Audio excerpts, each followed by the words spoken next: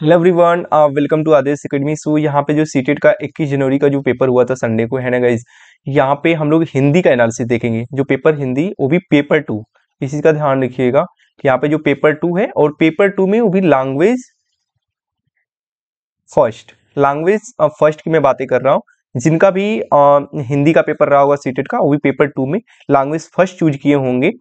तो मैं यहाँ पे उस पेपर का एनालिसिस कराऊंगा और एग्जैक्टली आप मैच कर सकते हैं, है ना, एक तरह से आंसर की के वे में, है ना।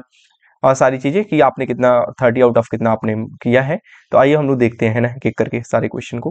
हालांकि यहाँ पे गाइज मैं बहुत डिटेल में एक्सप्लेन नहीं करूंगा, आपने पढ़ ही लिया होगा ये सारी चीजें जो भी है इसमें, पैराग्राफ वगैरह।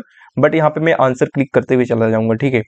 सो अगर हाँ और भी सब्जेक्ट का आपको चाहिए तो प्लीज गाइज वो पेपर मेरे को आप सेंड कर सकते हैं, है ना। सो डेफिनेटली मैं यहाँ पे आपको शो करता हूँ, ठीक है। जैसे ये पैराग्राफ है, यहाँ पे फर्स्ट क्वेश्चन है। हाँ, एक चीज़ और कि आप कहाँ पे सेंड करेंगे, तो आप मेरे को इंस्टा पे या फिर कहेंगे तो मैं व्हाट्सअप नंबर दे दूंगा, उस पर आप मेरे को पेपर सेंड कर। जैसे संस्कृत का चाहिए, देन बिकॉज मेरे पास संस्कृत वगैरह का पेपर नहीं है, तो आप सेंड करेंगे, देन उसके बाद मैं कोशिश करूंगा कि हर एक का आंसर दे दूँ। इसमें आते हैं 91 क्वेश्चन पे, है ना। तो इसमें कह रहा है विशेषण विशेष्य का उदाहरण नहीं है। तो मानव अस्तित्व जो है यहाँ पे नहीं की बात क्या है, तो इसको ध्यान रखिएगा आप, है ना। आप यहाँ पे जिन्होंने मार्क किया होगा आध्यात्मिक दुनिया वडेवर, तो यहाँ पे नहीं की जो बात की गई है, तो मानव अस्तित्व इसमें सही हो जाएगा। उल्लेखनीय परिवर्तन से तात्पर्य है। अब इसमें जब आप रीड करेंगे तो जरूर डेफिनेटली आपको महत्वपूर्ण परिवर्तन दिखेगा, है ना, 91 का। देन 93 है यहाँ पे क्वेश्चन, मानव के कौन से 3 पक्ष हैं। तो यहाँ पे आपको यहाँ पे देखने को मिलेगा जब आप रीड करेंगे पैराग्राफ। तो मैं आपको शो कर देता हूँ थोड़ा सा। देखिए यहाँ पे लिखा है भौतिक, मानसिक और आध्यात्मिक। ये पैराग्राफ में आपको दिख रहा होगा भौतिक, मानसिक और आध्यात्मिक। तो देन अगर पूरा पैराग्राफ आप रीड करते हैं तो सारे क्वेश्चन इसी में से हैं, जो 50 मतलब इधर जितने भी क्वेश्चन है कहाँ से कहाँ लेकर के 91 मैं आपको शो करता हूँ, 91 से 99। तो आइए हम लोग देखते हैं। यहाँ पे लिखा है कि मानव का कौन सा 3 पक्ष है, तो भौतिक, मानसिक और आध्यात्मिक। फिर आगे 94 कह रहा है कि उन्नति प्राप्त करने के लिए आवश्यक है कि मनुष्य अपनी कमियों को जान ले। जब वो अपनी कमी को जान लेंगे, ठीक है, तो डेफिनेटली उनको बहुत ज़्यादा काफ़ी हेल्पफुल रहेगा। आगे आते हैं हम लोग। कहला कि प्रगति प्राप्त करने का व्यवस्थित तरीका किसके पास नहीं था। तो किसके पास नहीं था, आदि मानव के पास नहीं था। उसमें आपके गद्यांश में लिखा हुआ है। गद्यांश के आधार पर कहा जा सकता है कि परिवर्तन तीव्र गति से होते हैं, परिवर्तन मानव जीवन का सत्य है ना। तो इसमें आपका ये परिवर्तन तीव्र गति से होते हैं। हालांकि अकॉर्डिंग टू जो गद्यांश उसमें ये भी सही हो रहा है, तो मैं हम लोग इस पर क्लिक कर देने ना गाइस। यह परिवर्तन तीव्र गति से होते हैं, तो ये भी है। और ये परिवर्तन मानव जीवन का सत्य है। तो परिवर्तन डेफिनेटली मानव जीवन का सत्य है, यहाँ पे जिस पैराग्राफ में दिया हुआ। लेकिन यहाँ पे हम लोग ऑप्शन नंबर 3 पे जाते हैं ना। फिर आते हैं 97। अब एग्जैक्टली जब फिर एक बार आंसर की आएगी तो एक दो क्वेश्चन इधर होगा। मानव शब्द में किस प्रत्यय और उपसर्ग का प्रयोग संभव है। तो यहाँ पे ई और अ, ये है ना, ऑप्शन नंबर 4 पे ये ऑप्शन सही है। नेक्स्ट हम लोग है कि आदि मानव ने क्या किए, भौतिक क्षेत्र में प्रगति की परंतु आध्यात्मिक क्षेत्र में प्रगति नहीं की। ये आप जब आप पैराग्राफ रीड करेंगे वहां पे आपको दिखेगा कि आदि मानव जो हैं वो भौतिक क्षेत्र में तो उन्होंने प्रगति की है, परंतु अध्यात्म के क्षेत्र में वो पीछे रह गए हैं। आध्यात्मिक, है ना। आगे आते हैं हम लोग। अध्यात्म शब्द में इक प्रत्यय लगाने का शब्द बनेगा, है ना। अध्यात्म, देखो लिखा अध्यात्मिक। इसका ऑप्शन अब लिखा है कि अध्यात्म शब्द में इक प्रत्यय लगाने का शब्द बनेगा। यहाँ पे आप चाहें तो इस 98 वाले क्वेश्चन में से ही आंसर निकाल सकते थे, आध्यात्मिक। यहाँ पे भी आध्यात्मिक आया है। अगर इसमें अध्यात्म गलत है। आते हैं हम लोग नेक्स्ट। ये आपका 91 तक खत्म हो गया। अब हम लोग आएंगे 100 to 105। ये आपका एक तरह से एज अ पोएम टाइप है। आप इसे रीड करेंगे और उसके बाद यहाँ पे आपके क्वेश्चन पे हम लोग डायरेक्ट आते हैं। समूह से भिन्न शब्द युग्म है। तो अब इसमें समूह से शब्द भिन्न शब्द कौन है आपका। जैसे यहाँ पे सत्य असत्य है, जय पराजय है, प्रकाश अंधकार, इनसे भिन्न शब्द पूछा है। तो आपका हार विहार ये भिन्न शब्द है, तो यही सही हो जाएगा आपका। कविता में सर्वाधिक बल किस पे दिया गया है, सत्य पर, है ना। जो भी ये कविता है रिगार्डिंग द कविता, कविता के अकॉर्डिंग ये क्या है, इस सत्य पे बल दिया गया है। कविता के अनुसार राही की विशेषता है, कविता के अनुसार राही की जो विशेषता है, हर तरह के मार्ग पर चलते रहना। आप इसको जब रीड करेंगे तो आपको ये मिलेगा। नेक्स्ट है, कविता के अनुसार किसी भी स्थिति में अंधकार नहीं होना चाहिए, स्वाभिमान बना रहना चाहिए, दुखी नहीं होना चाहिए, सिर नहीं कटना चाहिए। हाँ, तो डेफिनेटली ये नहीं होगा आपका, ये भी नहीं होगा। सर नहीं कटना चाहिए, अंधकार नहीं होना चाहिए। हाँ बिल्कुल, स्वाभिमान आपका बना होना चाहिए। जिस तरह से कविता में कहा गया है, तो डेफिनेटली आपका स्वाभिमान बना होना चाहिए। अंधकार का प्रतीक नहीं है, तो अंधकार निराशा का प्रतीक भी है, चुनौतियों का प्रतीक है, समाधान का प्रतीक नहीं है। ठीक है, यहाँ पे नहीं बोला है वर्ड, तो इसलिए आपका ऑप्शन नंबर 3 हो जाएगा। इस कविता का मुख्य स्वर क्या है? ओज, श्रृंगार, देशभक्ति, तमस। अब यहाँ पे श्रृंगार से कोई मतलब नहीं है, तमस से। ओज जो है शक्ति से रिलेटेड है और ये देशभक्ति भी है। तो हालांकि इसमें भर भर के शक्ति की बात की गई है ना। तो यहाँ पे आप देशभक्ति से कंसिडर भी किया जा सकता है, लेकिन यहाँ पे अगर आपने 1 भी किया है तो एक समय के लिए आप वेट कर सकते हैं, लेकिन यहाँ पे देशभक्ति है, ठीक है। नेक्स्ट आते हैं हम लोग, उपचारात्मक शिक्षण किसके लिए है? उन शिक्षार्थियों और अध्यापकों के लिए जिन्होंने अपने शिक्षण अधिगम युक्तियों को समझने और बदलने या सुधार लाने की जरूरत है, यहाँ पे जरूरत है, या ठीक है, उन शिक्षार्थियों के लिए जिन्हें भाषा अधिगम के कुछ आयामों पर ध्यान देने की आवश्यकता है। मतलब कुछ भी आयाम, बस कुछ की बात कर रहे हैं, यहाँ पे second is the better option, ठीक है। नेक्स्ट आते हैं हम लोग 107 पे। कक्षा 6 की शिक्षार्थी श्रेया अपने पिता के स्थानांतरण के कारण पंजाब के जालंधर से तमिलनाडु के मदुरई जाती है। वह मातृभाषा के कारण पंजाबी जानती है और विद्यालय में द्वितीय भाषा के रूप में अंग्रेजी भी जानती है। उसने अपने पड़ोसियों की मदद से तमिल बोलना और पढ़ना सीख लिया है। उसके द्वारा जानी गई भाषाओं के संदर्भ में कौन सा कथन सही है? तो डेफिनेटली तमिल भाषा अर्जन नहीं। यहाँ पे अगर ध्यान से देखेंगे तो सभी 3 भाषाएं पंजाबी और ये गलत है, फिर ये भी है अंग्रेजी भाषा, ये भी गलत है। अंग्रेजी भाषा अधिगम बिल्कुल, तमिल भाषा अर्जन। यहाँ पे अर्जन कहाँ हुआ? पंजाबी और तमिल भाषा अर्जन है और अंग्रेजी भाषा अधिगम के अंतर्गत है, क्योंकि वहां पे 2 चीजें सीखी है, तो ऑप्शन नंबर 4 इज करेक्ट हो जाएगा आपका।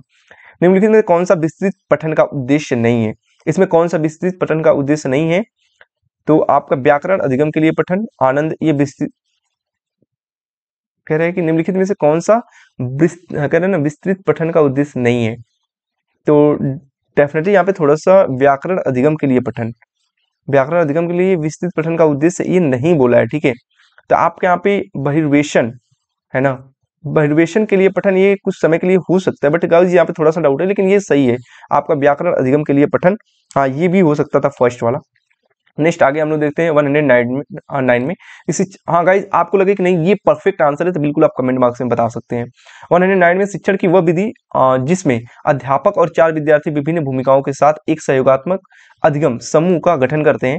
पाठ्यपुस्तक की विषय वस्तु पर संवाद किया जाता है, जिससे समीपस्थ विकास का क्षेत्र सृजित होता है और परिणामतः पठन बोध में सुधार होता है। इस विधि को क्या कहेंगे? आप इस विधि को क्या, जब आप जिसे यहाँ पे कह रहे हैं कि अध्यापक ने 4 विद्यार्थियों को परस्पर की बात की जा रही है, सहयोग की बात की जा रही है, तो पारस्परिक शिक्षण इसमें आएगा आपका ऑप्शन नंबर फर्स्ट।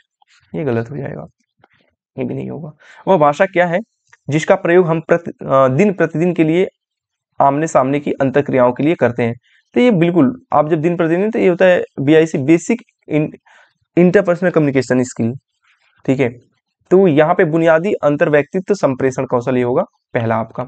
संप्रेषण भाषा ऐसा कुछ नहीं है, अंतर व्यक्तित्व ऐसा कुछ भी नहीं है, संज्ञानात्मक कुछ दूर दूर तक नहीं है। नेक्स्ट है, एक शिक्षार्थी किसी शिक्षण जानकारी प्राप्त करने के लिए, शिक्षार्थी किसी विशिष्ट जानकारी प्राप्त करने के लिए समाचार पत्र से समाचार पढ़ती है। इस पठन को बिल्कुल, जो शिक्षार्थी अगर आप किसी विशिष्ट जानकारी के लिए तो सरसरी नगर से पढ़ेंगे तो विशिष्ट चीज नहीं मिलेगी, अध्ययन भी नहीं होगा, समालोचना चिंतन की कोई जरूरत नहीं, बारीकी से पठन। आप बारीकियों से पढ़ेंगे तो डेफिनेटली, जैसे आप न्यूज़पेपर पढ़ते हैं, कोई चीजें आप उसमें जैसे समाचार है ना ढूंढना रहता है, तो आप बारीकी से पढ़ते हैं। मिडिल स्तर पर अध्यापन करने वाली अध्यापिका एक पाठ्य सामग्री छोटी कहानी पठन के लिए देती है और कहती है कि सत्ता एवं न्याय के दृष्टिकोण से इस पाठ्य सामग्री के अर्थ व विचारों पर चर्चा करो। अध्यापक अपने शिक्षार्थियों में किसका विकास करने की चेष्टा कर रही हैं? अब इसमें किसमें, तो समालोचनात्मक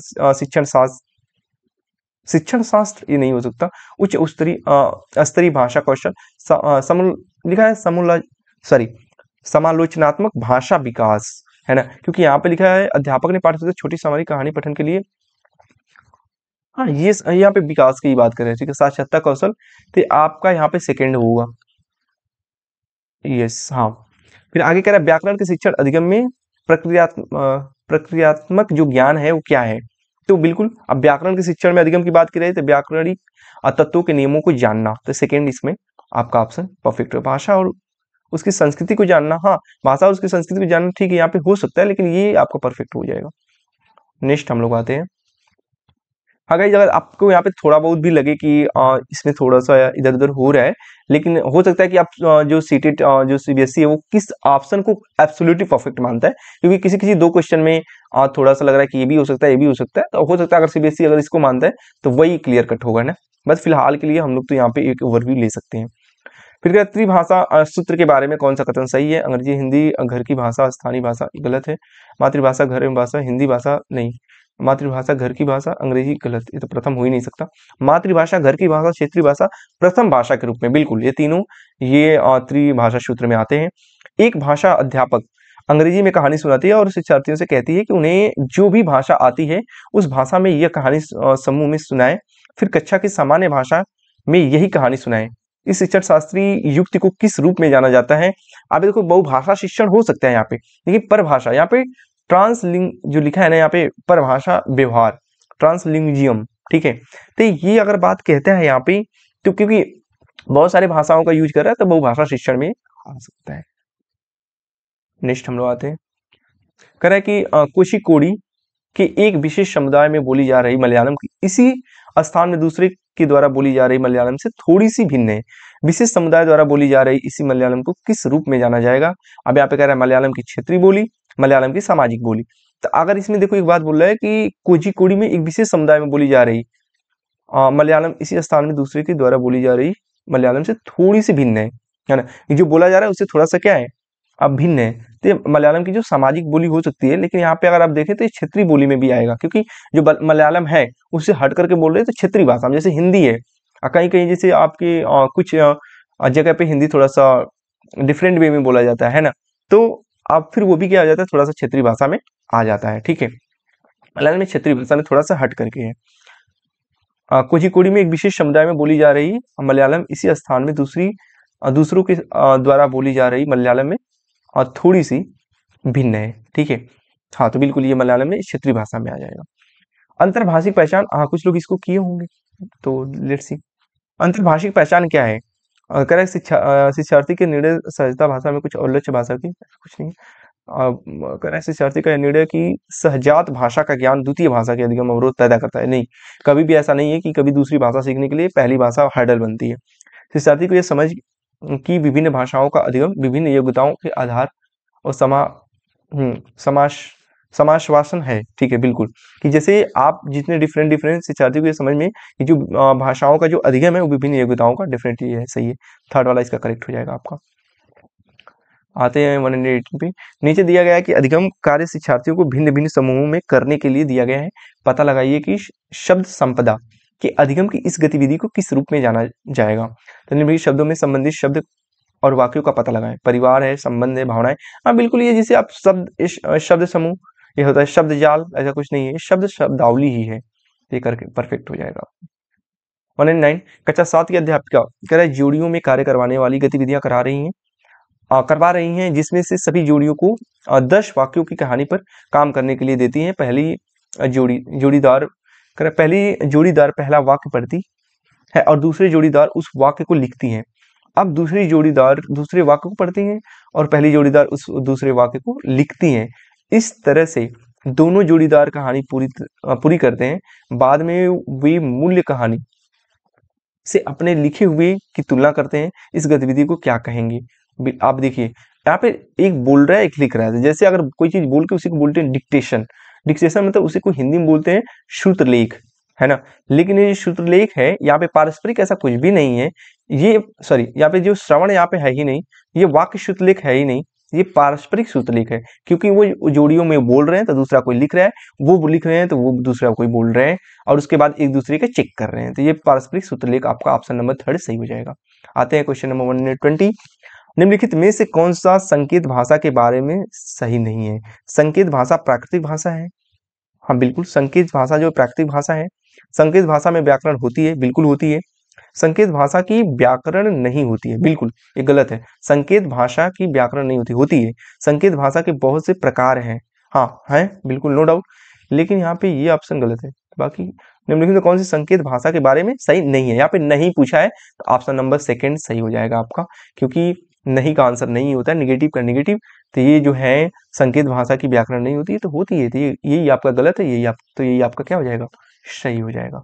आई होप गए आप लोग को समझ में आएगा। तो ये एन सेट था, जिनका भी एन होगा तो वो मिलाएंगे। बाकी अगर किसी का कोई और सेट होगा JLMOP जो भी होगा, अगर उसमें अगर किसी का होगा तो क्वेश्चन तो सेम है, लेकिन ये जो क्वेश्चन मेरा है 91 पे हो सकता है आपका कहीं और किसी सीक्वेंस में हो, तो सारी चीज़ें आपको देखना पड़ेगा, आपका ऑप्शन डिफरेंट हो लेकिन क्वेश्चन सेम होगा गाइज। तो आई होप आप लोगों को समझ में आया होगा। तो जिनका भी पेपर 2 का है ना, अगर लैंग्वेज ऑफ फर्स्ट में हिंदी रहा होगा डेफिनेटली आप उसे मैच कर सकते हैं, और अपने फ्रेंड को जरूर शेयर करें जिन्होंने सीटेट का एग्जाम दिया है और उनको हिंदी पेपर 2 का मैच करना है आंसर की, कि उन्होंने सही किया कि गलत किया, डेफिनेटली वो मैच करते हैं। Thank you guys, keep watching, please subscribe the channel, like the video, और ऐसे ही लेटेस्ट अपडेट को बने रहने के लिए प्लीज सब्सक्राइब द चैनल। और पेपर लीक की जो बात है तो डेफिनेटली उस पर भी हम लोग बात करेंगे। अभी कोई ऐसा कोई ऑथेंटिक न्यूज नहीं आ रहा है, ना तो बोर्ड की तरफ से कोई ऐसा स्टेटमेंट आया है, सो दैट मैं अभी उसके लिए कुछ भी नहीं कहना चाहता। जैसे ही कोई ऐसा लेटेस्ट अपडेट आएगा गाइस, मैं डेफिनेटली आपको शो कर दूंगा, बता दूंगा, है ना। तो ये रहा आपका हिंदी पेपर का एनालिसिस। और आपको नेक्स्ट वीडियो किस चीज़ का एनालिसिस चाहिए आप जरूर कमेंट बॉक्स में बताएं, डेफिनेटली मैं उसके लिए आपको एक वीडियो लेकर आकर एनालिसिस कराऊंगा। हाँ, अगर किसी को पेपर सेंड करना है तो प्लीज़ गाइज मेरे इंस्टा पे या फिर मैं व्हाट्सअप नंबर अपना सेंड कर दूंगा, जिससे आप क्या करें उस पर पेपर सेंड कर दें, सो दैट मैं उसका एनालिसिस करा पाऊँ। So thank you so much guys, keep watching.